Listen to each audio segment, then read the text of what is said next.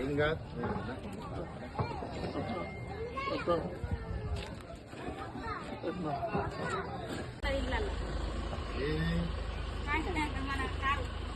ఏమున్నది మళ్ళీ మంచిగా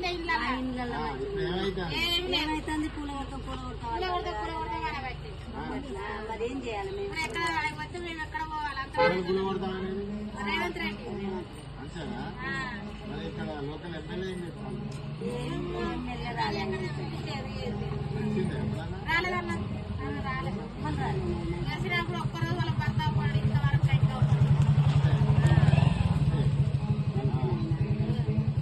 నేను ఊరికి వచ్చే వరకు మీకు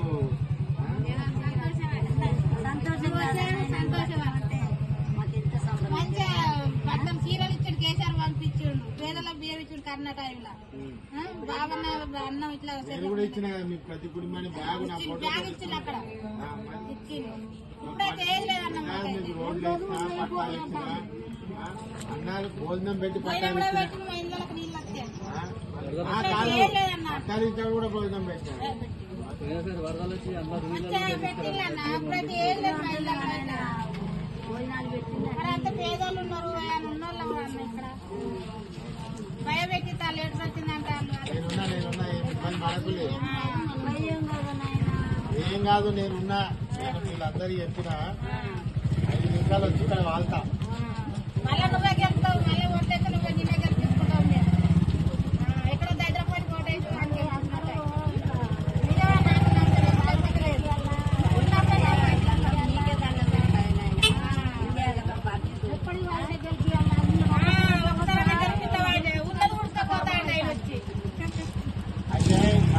శాస్త్రే ఉన్నదిగా, ఇంటి కూడా పంపుతున్నాం మనం. ఇప్పుడు మీ కాలుకు ముళ్ళు అంటకుండా అన్ని చదివినాం మన ఏమో. ఇప్పుడు పాపం కేసీఆర్ గారిని బాధ పెడుతుంది, నన్ను బాధ పెడుతుంది. ఏం కాదులే, మేము ఉన్నాం, ధైర్యంగా ఉండండి. నాకు రవి చెప్పిండు నిన్న, ఏం నోటీస్ నా జిమ్మేదారి ఓకేనా? నేను తెలుసుగా మాట తెచ్చుంటాను, మీకేం జరగదు. మేము వచ్చి నిలబడతాం ఇక్కడ.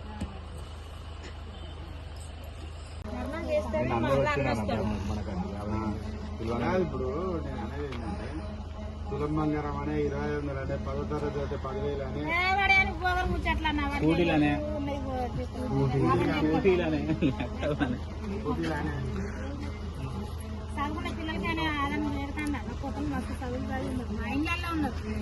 నేను మొత్తుకున్నా. నేను ఏం చెప్పినా, అమ్మ మంచో చెడో కలో గంజో కేసీఆర్ గారి నాయకత్వాన అన్ని జరుగుతాయని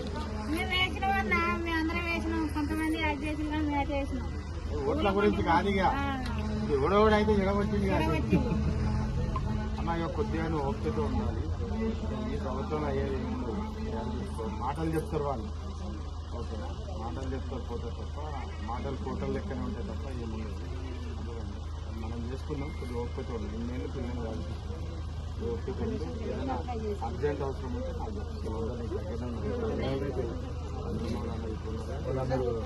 బాగా ఆపదున్నా. మనం వచ్చినాక ఇప్పుడు దీంతో ఏది కాదు, నేను చెప్తున్నా కదా, ఏది చేరువేలు.